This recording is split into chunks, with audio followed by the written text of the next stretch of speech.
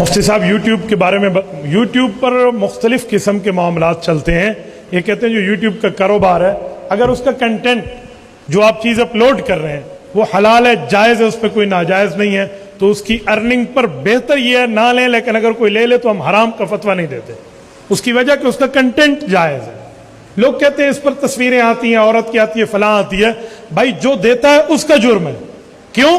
ہم تو لینے جاتے ہیں لیکس اس پر لڑکی کی تصویر کیوں دیتے ہیں؟ ہم لینے جاتے ہیں ٹوتھ پیسٹ اس پہ عورت کی تصویر کیوں دیتے ہیں؟ تو کیا اس ٹوتھ پیسٹ پر عورت کی تصویر آ جانے سے کاروبار حرام ہو جائے گا؟ یہ نہیں ہے. اس بارے میں علماء کا مختلف قول ہے, کچھ اس کو اس طرح کچھ اس کو اس طرح کہتے ہیں.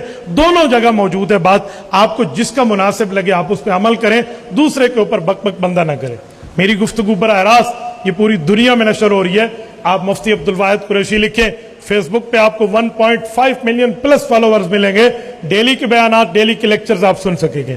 یہی بات آپ یوٹیوب پہ لکھ کے روزانہ کی چیزیں آپ تک پہنچے گی. اللہ تعالیٰ آپ کو رحم صراط مستقیم عطا فرمائے.